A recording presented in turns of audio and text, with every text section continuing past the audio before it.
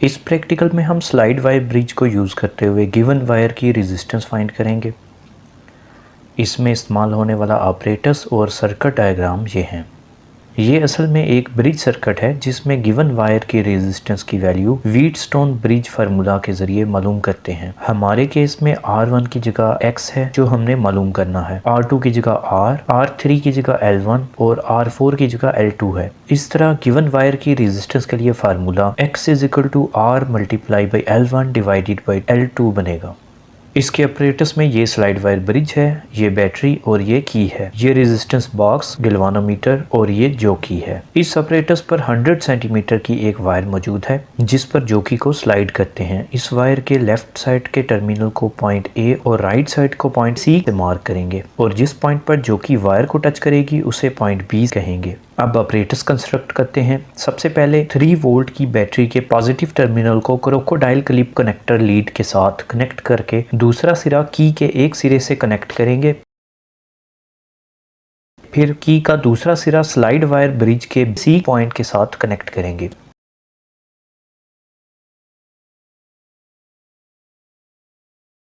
फिर slide wire bridge का एक कनेक्टर ओपन करके राइट साइड से एक वायर रेजिस्टेंस बॉक्स के किसी भी एक टर्मिनल से कनेक्ट करेंगे।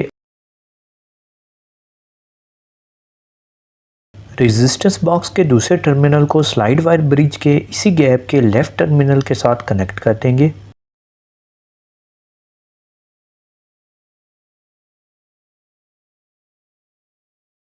अब गैल्वानोमीटर के पॉजिटिव टर्मिनल को स्लाइड वायर ब्रिज के सेंटर में लगे हुए टर्मिनल से कनेक्ट करेंगे। फिर गैल्वानोमीटर के नेगेटिव टर्मिनल से एक वायर जॉकी के साथ कनेक्ट करेंगे।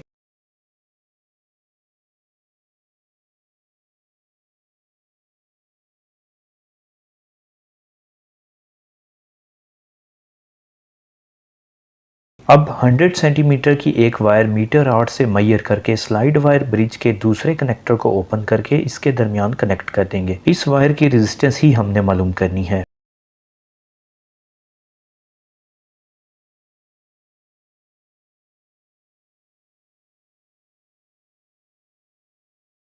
इसके बाद बैटरी के नेगेटिव टर्मिनल से एक वायर स्लाइड वायर ब्रिज के A पॉइंट के साथ कनेक्ट कर देंगे। इस तरह से अब सर्किट कंप्लीट है। ये इस प्रैक्टिकल का डाटा टेबल है। इसमें हम डिफरेंट रेजिस्टर्स की वैल्यूज़ पर बैलेंस पॉइंट मालूम करेंगे, फिर फार्मूलाज की मदद से रेजिस्टेंस और रेजिस्टिविटी फाइंड करेंगे। सबसे पहले सर्किट के स्विच को की मदद से कनेक्ट करने के बाद रेजिस्टेंस बॉक्स से बगैर कोई की निकाले यानी जीरो रेजिस्टेंस पर जोकी को पॉइंट A और C पर कनेक्ट करके गैल्वानोमीटर की डिफ्लेक्शन ऑब्जर्व करेंगे जो कि C पॉइंट पर लेफ्ट साइड डिफ्लेक्ट हुई है। इसी तरह पॉइंट A पर राइट साइड डिफ्लेक्ट हुई है। ये opposite deflection correct circuit connections को इंडिकेट करता है। अब पॉइंट A से C के दरमियान जोकी को स्लाइड करके वो पॉइंट लोकेट करेंगे जिस पर गैल्वानोमीटर पर जीरो डिफ्लेक्शन शो हुई है। इस बैलेंस पॉइंट के अक्रॉस मीटर रॉड पर वैल्यू नोट करेंगे जो कि 39 सेंटीमीटर है।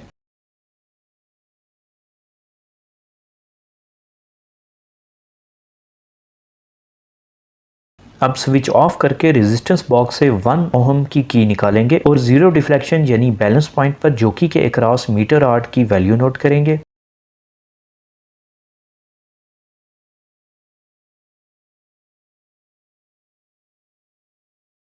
जो 26 सेंटीमीटर है। ये A से B के दरमियान का डिस्टेंस है जिसको L1 से रिप्रेजेंट करेंगे। इसी तरह पॉइंट C से B के दरमियान का डिस्टेंस 100 - 26 = 74 सेंटीमीटर है जिसको L2 से रिप्रेजेंट करेंगे। अब ब्रिज फार्मूला की मदद से रेजिस्टेंस फाइंड करेंगे।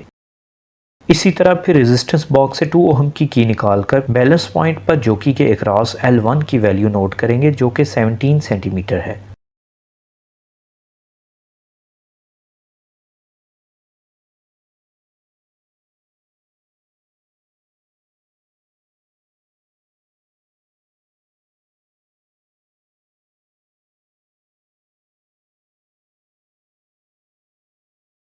फिर रेजिस्टेंस बॉक्स से 3 ओहम की निकालकर यही प्रोसेस रिपीट करेंगे और L1 की वैल्यू जो कि 15 सेंटीमीटर है नोट कर लेंगे।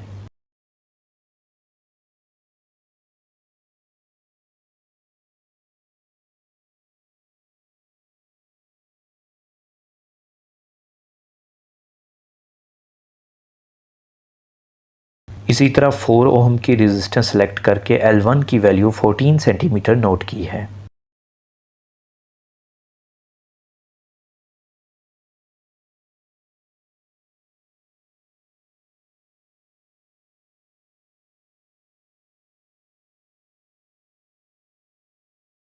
डाटा टेबल में तमाम वैल्यूज़ नोट करके व्हीटस्टोन ब्रिज के फार्मूला से रेजिस्टेंस की वैल्यू मालूम करके उनका मीन निकालेंगे। फिर रेजिस्टिविटी फाइंड करने के लिए सबसे पहले गिवन वायर का डायमीटर स्क्रू गेज की मदद से मालूम करेंगे। इसके लिए पहले स्क्रू गेज का जीरो एरर चेक कर लेंगे जो नील है।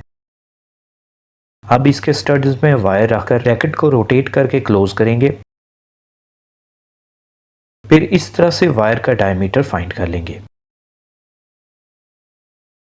इस वायर की लेंथ मीटर 8 से मैयर की जो कि 100 सेंटीमीटर है और इसका रेडियस मैयर करने के लिए डायमीटर को 2 से डिवाइड कर लेंगे और फिर रेजिस्टिविटी के फार्मूला में रेजिस्टेंस, रेडियस और लेंथ की वैल्यूज पुट करके स्पेसिफिक रेजिस्टेंस की वैल्यू कैलकुलेट करेंगे जो कि 2.8 × 10⁻⁻5 ओहम सेंटीमीटर है।